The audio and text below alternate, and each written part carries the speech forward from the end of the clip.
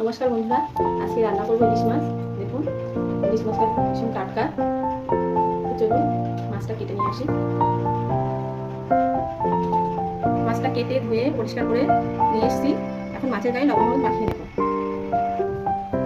আজকে আমি রান্না করবো ইলিশ মাছ ভাপা। তার জন্য আমি কিছু মশলা নিয়েছি।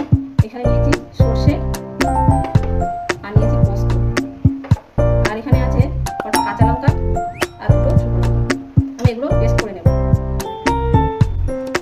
পেস্টটা হয়ে গেছে আমার। পেস্টটা আমি কড়াইতে ঢেলে দেবো।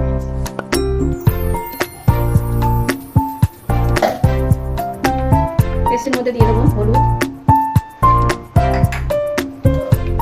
দিয়ে দেবো লবণ। যেহেতু মাছটাতে আমি লবণ মাখিয়ে রেখেছি তাই একটু কম দেবো। দিয়ে দেবো সর্ষের তেল। মশলাটা আমি মাখিয়ে নেব।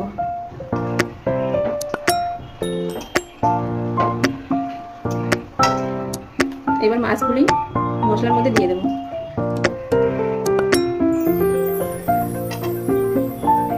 একটা করে সবগুলোই দিয়ে দেবো তেলের মধ্যে।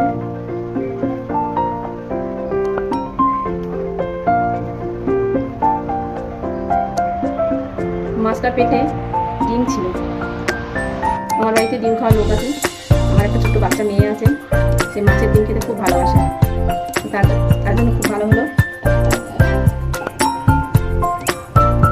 আমি এই যে মশলা ধোয়া জলটি এর মধ্যে দিয়ে দেবো।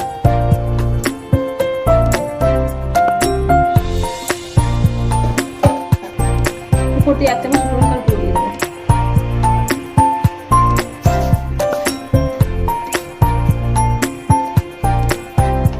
এবার আমি ঢাকনা লাগিয়ে দেবো। গ্যাসের আঁচটি একদম লো ফ্লেমে দিয়ে 10 মিনিট ঢেকে রাখবো। ঢাকনা খুলে নেব।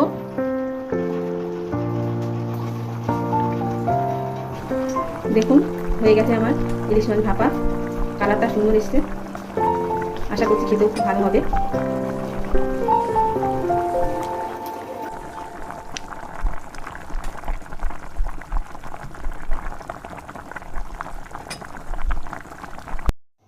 আজকের মতো এই পর্যন্তই। ফিরে আসবো আবার একটি নতুন রান্না নিয়ে।